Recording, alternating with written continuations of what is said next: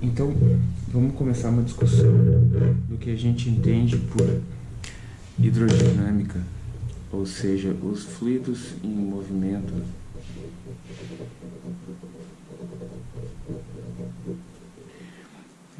Quando os fluidos estão em movimento, além de pressão e densidade e possivelmente outras variáveis termodinâmicas em cada ponto do fluido, ou seja, quando eu tenho fluido estático, eu posso pensar que em cada ponto do fluido eu posso ter um valor de pressão e de densidade e também de temperatura ou outras variáveis termodinâmicas que a gente possa se interessar para descrever o fluido, né? Nos fluidos que a gente está considerando, a densidade é sempre constante, o que caracteriza o fluido como sendo incompressível. É importante porque se a gente considera que o fluido possa ser comprimido, ou seja, se tu, na medida que tu aplica uma força, uma pressão num fluido confinado, uma força no fluido confinado, ele não resiste absolutamente e muda o seu volume, então a gente vai ter outros termos nas equações que a gente iria discutir agora que estão relacionados com a energia que seria armazenada dentro do fluido. Então, a maioria dos líquidos que a gente conhece são incompressíveis. Não absolutamente, mas a gente precisa fornecer uma diferença de pressão muito grande para poder produzir uma diferença no volume perceptível da água, por exemplo. Então a gente pode considerar a água como sendo um fluido incompressível. Vamos pensar, então, a primeira equação que a gente vai discutir é a equação de continuidade. Então vamos considerar o que acontece com o fluido na medida em que ele vai passando por diferentes seções de um recipiente por onde ele está sendo conduzido, que pode ser um recipiente fechado, como o caso de uma tubulação, ou pode ser um recipiente ou um limitante que seja aberto, como um rio, uma linha de corrente na atmosfera e assim por diante, né? Então, o que a gente está considerando aqui implicitamente, embora a gente não discutiu ainda de maneira detalhada, é que esse fluido tem um fluxo laminar. O que significa isso? Significa que se a gente pega vários pontos, ou se a gente persegue um ponto dentro do fluido, ele vai fazendo uma trajetória mais ou menos suave, de maneira que o fluido como um todo poderia ser descrito como uma sucessão de lâminas fluindo, e por isso essa descrição laminar, né?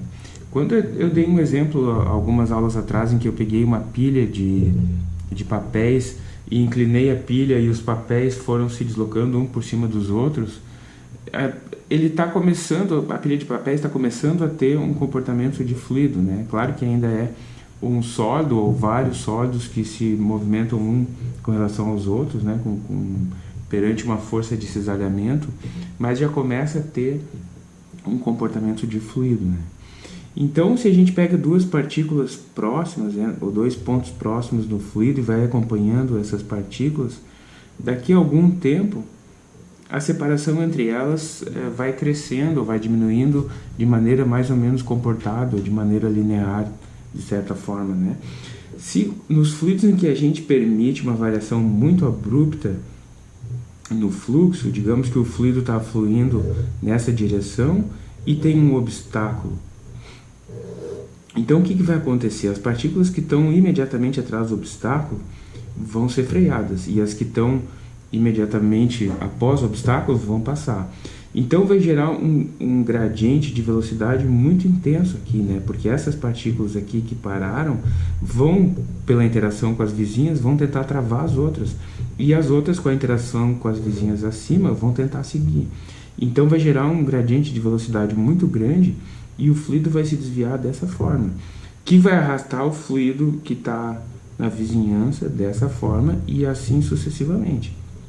Então, o fluido começa a se movimentar de uma maneira não laminar ou de uma maneira turbulenta. Se a gente observa regiões próximas aqui nesse fluido, a gente vê que às vezes algumas partículas estão andando num sentido e uma partícula vizinha está andando no sentido oposto. Então, esse tipo de fluxo turbulento ou de regime turbulento, né? Vou colocar aqui então, é caracterizado por uma grande variação nas variáveis físicas que descrevem o fluido. De um ponto para o outro varia muito a pressão, varia muito a velocidade, varia muito a densidade se o fluido fosse compressível, né? Então, esse tipo de comportamento turbulento a gente não consegue descrever com essas equações simples que a gente está considerando aqui. Mas então, voltando para o fluxo laminar, imagina então que o fluido está contido de certa forma, numa tubulação, por exemplo, né? Ele está se movimentando nessa região 1 com uma certa velocidade, vou chamar a velocidade 1, e essa região aqui tem uma área da seção transversal que eu vou chamar de A1. E ao longo do movimento ele passa por uma região 2, né? Em que ele tem uma velocidade 2,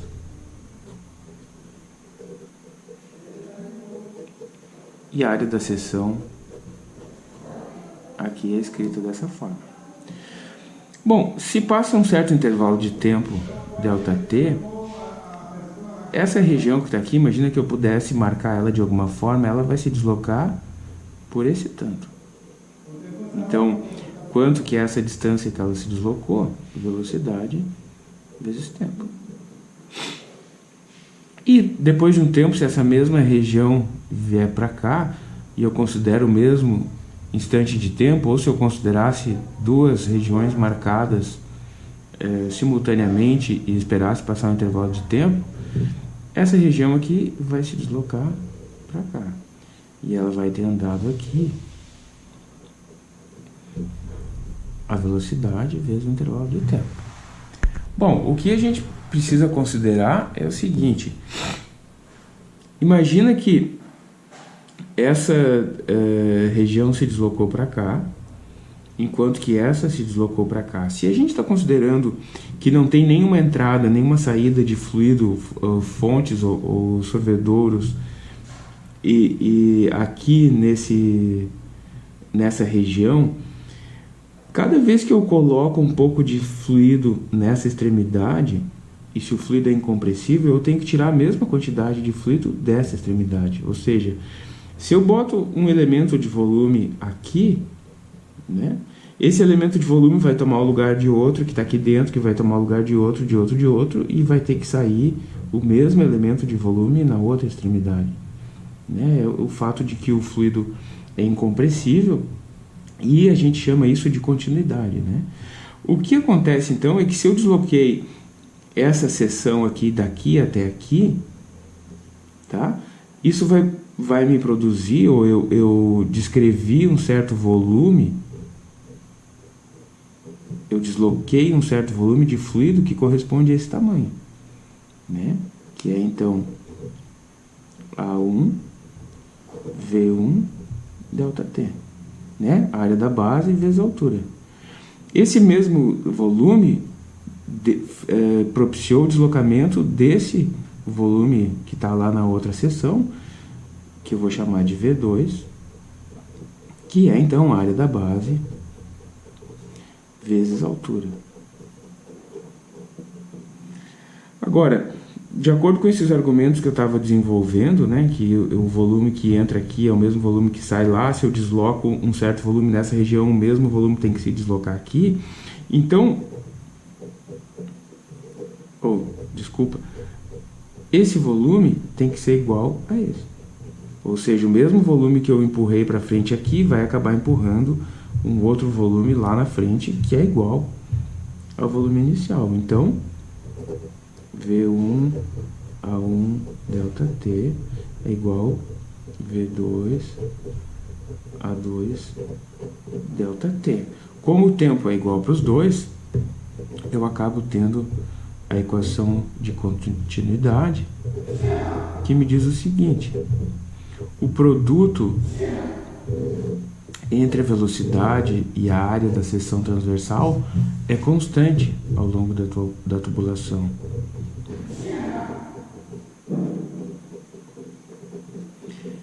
Então, isso significa que se a área, que esse produto vezes esse tem que ser igual a esse produto tem que ser igual a esse produto, esse termo vezes esse tem que ser igual a esse vezes esse. Então, por exemplo, nesse caso, se a área 2 cresceu muito, a velocidade 2 tem que decrescer. Na medida que a área aumenta, a velocidade do fluido diminui. E vice-versa, né? Vou dar um exemplo cotidiano.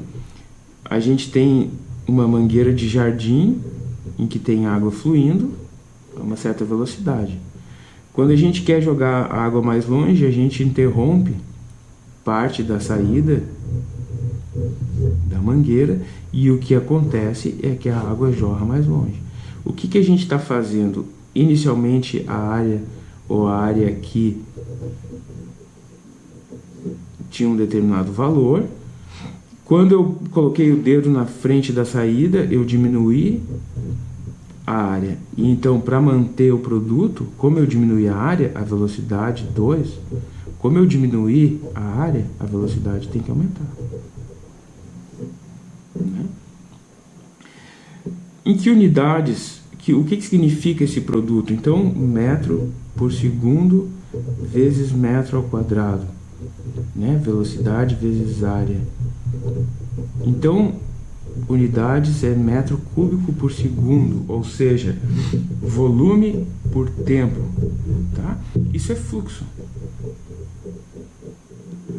Né? Então, o que a gente está dizendo aqui, tá, é que o fluxo se mantém constante. Tá?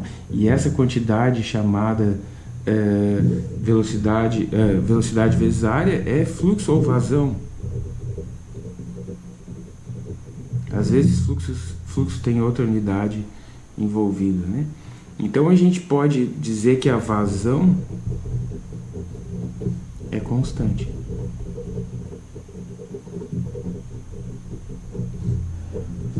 Né? Então, essa primeira equação da continuidade nos diz que num fluido incompressível, o ritmo com que está entrando o fluido numa seção do condutor, digamos assim, é o mesmo volume que está saindo noutra seção do mesmo condutor. Né? Se houver variações na área, então a velocidade vai reagir de maneira que a vazão continue sempre a mesma. Né? Por que isso? Porque não existe fluido sendo criado nem destruído. Né? A mesma quantidade de fluido que entra aqui tem que sair do outro lado. Se a área é maior, a velocidade tem que ser menor. Então, a gente pode descrever a vazão volumétrica, né?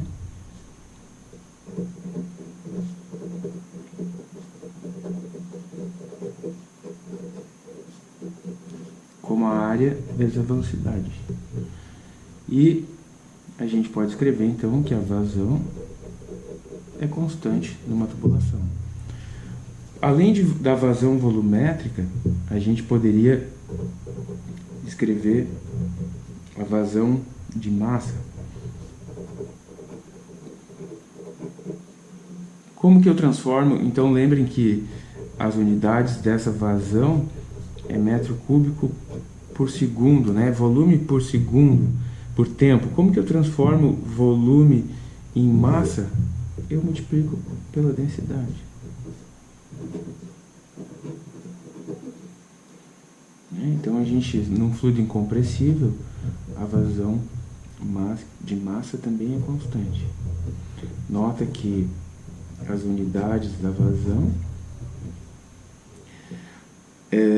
quilo por metro cúbico, depois a área metro quadrado, velocidade metros por segundo, isso acaba sendo quilo por segundo.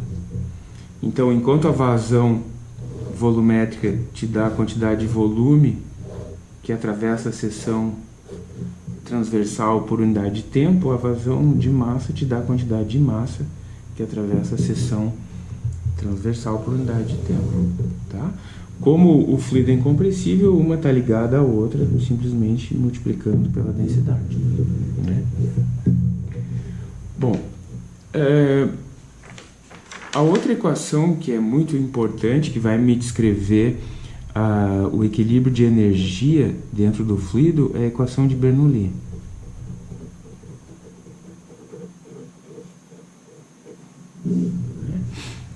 O que a gente escreveu até agora, na hidrostática, por exemplo, foi o seguinte, que na medida que eu ia me aprofundando num tanque, isso tá nas aulas anteriores, na medida que eu ia me aprofundando no tanque, a diferença de pressão entre dois pontos era a densidade vezes a gravidade, vezes a diferença de altura, né?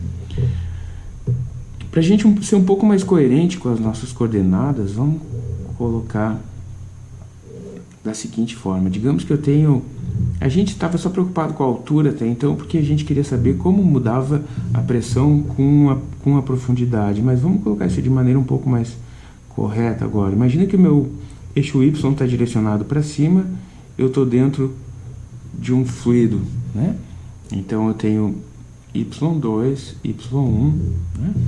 E eu vou escrever que a minha diferença de pressão, ou que a minha pressão em 1 é igual à minha pressão em 2.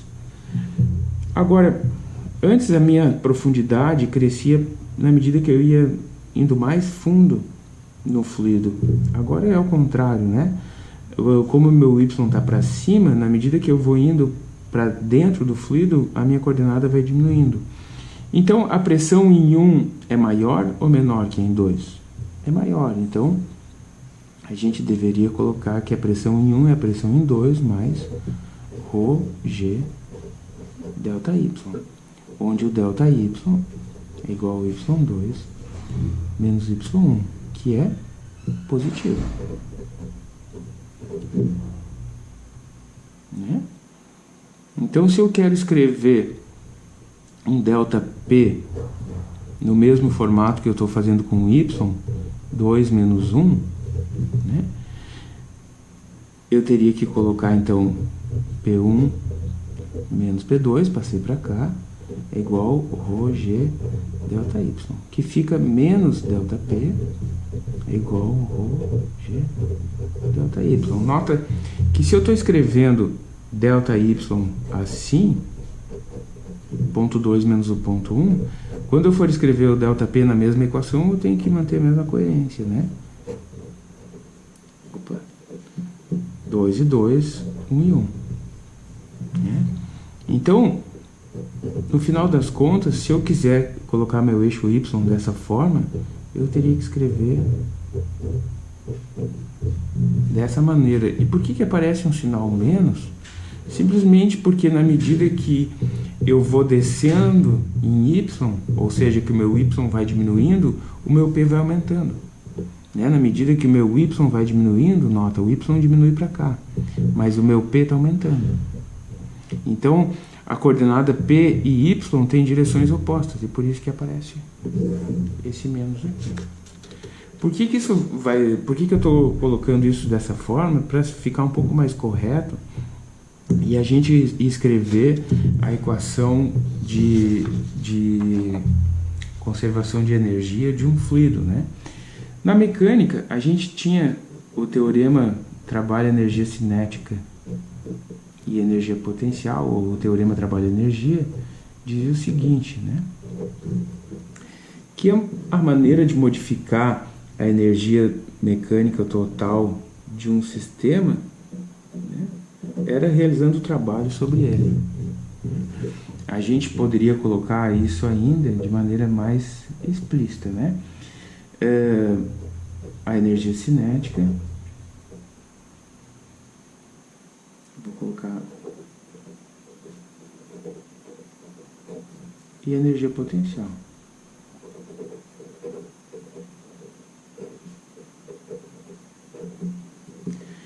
E eu ainda poderia considerar o trabalho como sendo o produto da força pelo deslocamento, né?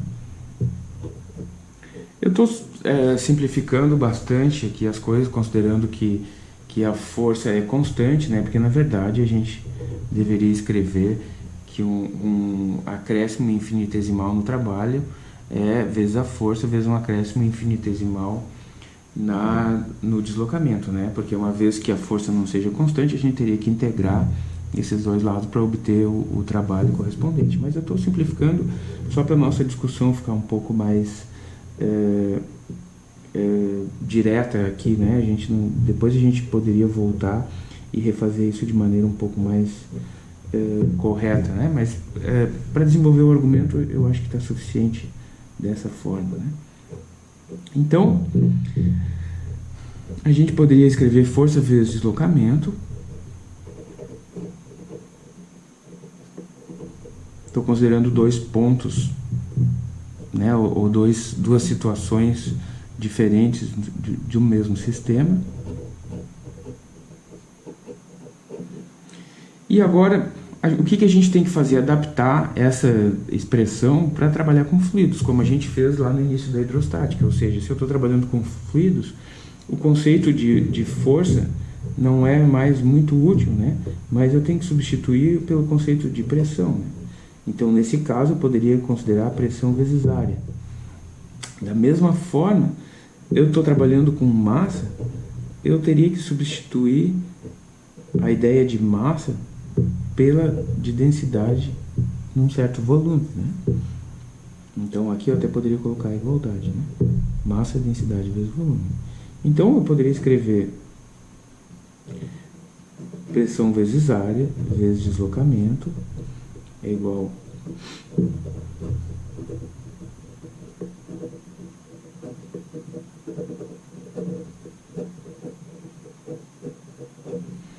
e agora se eu identifico aqui, de novo, eu estou simplificando bastante a discussão para que a gente consiga prosseguir, mas eu teria que garantir que essa área, que esse deslocamento é perpendicular a essa área, mas então nesse caso, isso aqui seria o volume, né? E se eu tenho um deslocamento, eu vou ter uma diferença de pressão, né? De um ponto até o outro ao longo de uma certa seção transversal, né? E daí se eu passo esse volume para cá dividindo, né? Então eu vou ter assim.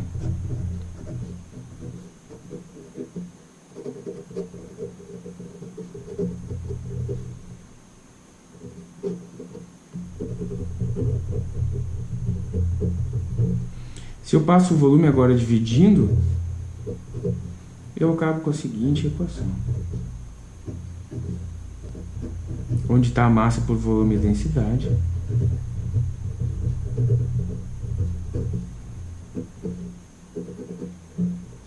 Desculpa.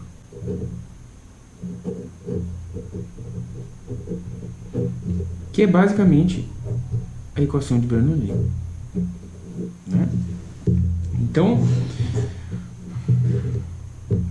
antes da gente reescrever essa equação, vamos pensar o seguinte: qual é essa diferença de pressão? Vamos esquecer o termo de energia cinética e olhar só para o termo de energia potencial, que é exatamente o que a gente tinha antes, né?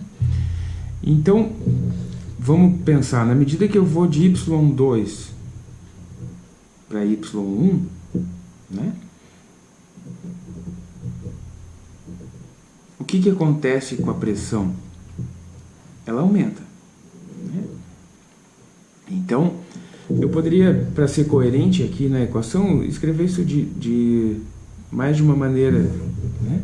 Mas a maneira mais simples é eu entender que na medida que o meu y cresce para cima, a minha pressão está diminuindo, ou que o meu eixo da pressão cresce para baixo, enquanto o meu eixo da coordenada cresce para cima, né? Então, eu poderia usar esse argumento para colocar um P aqui, né? Da mesma forma, lá na termodinâmica, a gente vai escrever o trabalho dessa forma, né? Por que a gente escreve o trabalho dessa forma? Por que surge naturalmente o sinal menos? Porque quando o volume cresce, a gente entende que a substância está perdendo energia na forma de trabalho, né? Essa é uma das maneiras de pensar. Então, isso também reforçaria o nosso argumento de colocar o menos aqui. O que a gente acaba escrevendo é o seguinte, então. Eu poderia escrever essa equação dessa forma.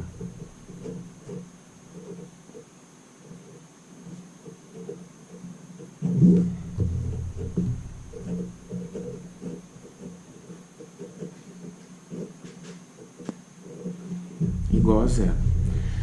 Que eu também poderia, agora, então, esse ΔP, como sendo P2 menos P1, né? Eu também poderia escrever essa equação da seguinte forma.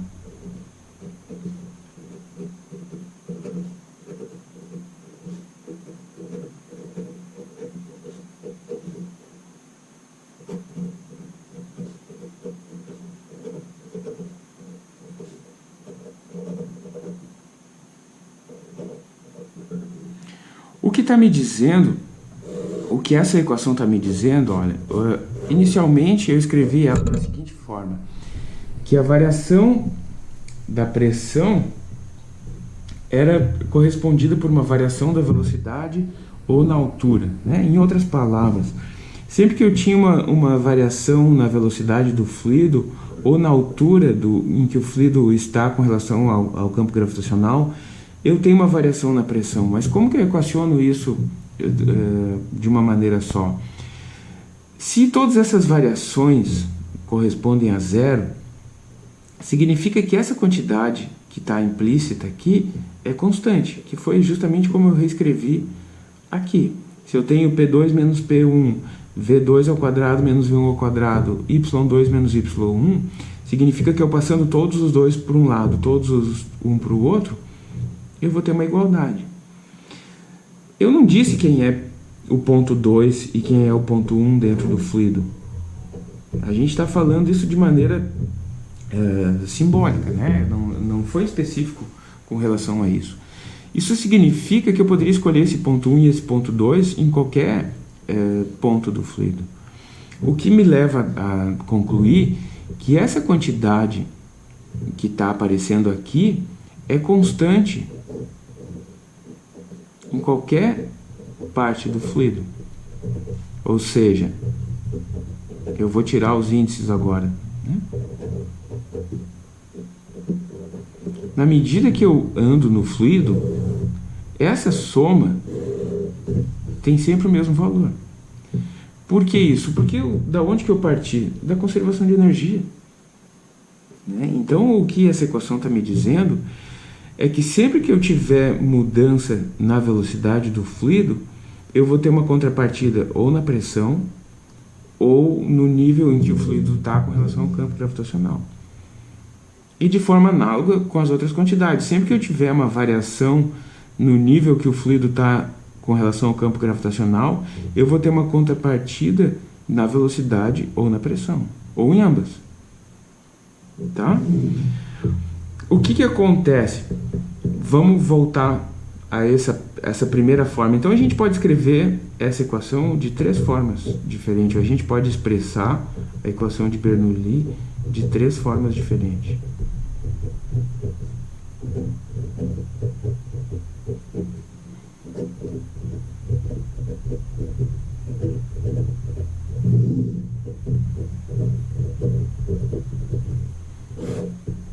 Eu posso dizer, desculpa, aqui não tem o delta, aqui é P2. Eu posso dizer, em primeiro lugar, que essa variação, que a variação dessas quantidades é zero, ou seja, que se eu tenho uma variação, vamos esquecer um dos termos por vez para tentar raciocinar, se eu tenho uma variação positiva na energia cinética, eu vou ter uma variação negativa na energia potencial. Se eu tenho uma variação negativa ou positiva na energia potencial, uma negativa na energia cinética. Mas como o fluido também está sujeito à pressão, né, eu também poderia fazer esse raciocínio com a pressão. Esquece a velocidade, o fluido está estático. Se eu tenho uma variação positiva na coordenada y, se o nível do fluido está subindo, eu tenho uma variação negativa na pressão. A pressão está caindo. Tá? Isso confirma com a nossa percepção de como o fluido se comporta o fato de eu ter acrescentado um sinal menos lá na etapa anterior. Né? Se eu tenho um ΔY positivo, né? Se eu tenho um ΔY positivo, o meu ΔP é negativo. Ou seja, se eu subo no fluido, se eu subo no nível do fluido com relação ao campo gravitacional, a pressão vai caindo. Agora, bom, isso a gente já sabia da hidrostática, né, de certa forma. O que tem de mais interessante para a gente explorar de novidade aqui é se a gente considera só a parte da energia cinética.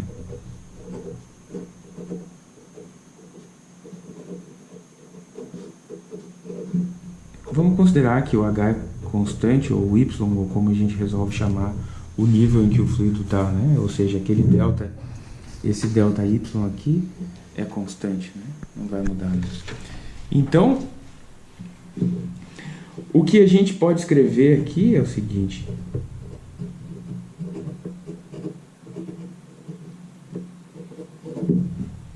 Então agora a gente pode escrever, concluir dessa forma da equação de Bernoulli, que está envolvendo só o termo de energia cinética e o termo de trabalho, que se eu tenho um aumento na velocidade, tá? Eu tenho uma diminuição na pressão.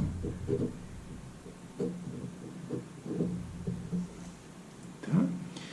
Isso, de certa forma, parece contraditório de início, né? Porque a gente pensa, olha, mas se a velocidade é maior, por que a pressão vai ser menor, né? Porque a gente está acostumado a pensar, por exemplo, num fluxo de ar, né, que está se desenvolvendo em direção a um anteparo, né?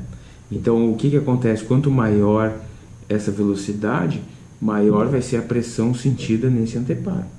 Mas não é dessa situação que eu estou falando. Vamos pensar numa situação muito importante, que é o seguinte: imagina que eu tenho um perfil que é assim, ele é reto de um lado e ele é curvo do outro, tá? Então eu tenho um fluido que vem e passa sem interação quase com esse obstáculo, né? Imagina que esse obstáculo se repete para dentro e para fora da folha com esse perfil. Agora, o que acontece com uma linha de corrente que passa aqui? Ela vai ter que fazer toda essa trajetória por aqui, né? E as que estão muito distantes não vão ser afetadas. Agora, vamos comparar essas duas que estão próximas ao obstáculo, né? Eu tenho uma velocidade embaixo, uma velocidade em cima. Como a trajetória é maior aqui em cima, essa velocidade, se as duas saem juntas aqui, se encontram juntas depois, as duas linhas de corrente, né? Digamos, uma partícula que está aqui vem por esse caminho, essa vem por esse, e as duas acabam se encontrando. A velocidade 2 vai ter que ser maior que a velocidade 1, porque o caminho é maior e as duas têm que se encontrar ao mesmo tempo lá no final. Então, isso nos leva a concluir que a pressão em 2 é menor que a pressão em 1. E se a pressão aqui é menor que aqui, o que acontece? Vai ter uma diferença de pressão que vai gerar uma força resultante para cima. Isso que eu acabei de desenhar para vocês é um aerofólio, ou como a gente conhece comumente, uma asa. Tá? Então, um avião, ele voa, ou ele tem uma força resultante que leva ele para cima porque o perfil da asa dele tem esse formato.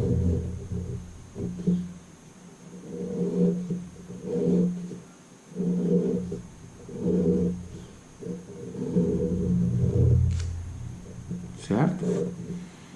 Então, o ar que passa por baixo quase não tem a velocidade e a pressão alterada, mas o ar que passa por cima tem a velocidade aumentada, logo a pressão diminuída. Como tem uma pressão maior embaixo que em cima, vai surgir uma força resultante, que é uma força de sustentação, que leva ele para cima. Quanto maior o fluxo inicial de ar aqui, ou quanto maior a diferença de caminho entre a parte superior e a inferior da asa, maior vai ser essa força para levantar o avião. Então esse é um das aplicações importantíssimas do efeito Bernoulli, né, que a gente pode investigar a partir da equação de conservação de energia aplicada ou adaptada para um fluido, que então se chama equação de Bernoulli. Tá? Na sequência a gente pode discutir mais alguns exemplos, existem vários exemplos de aplicação desse efeito relativamente simples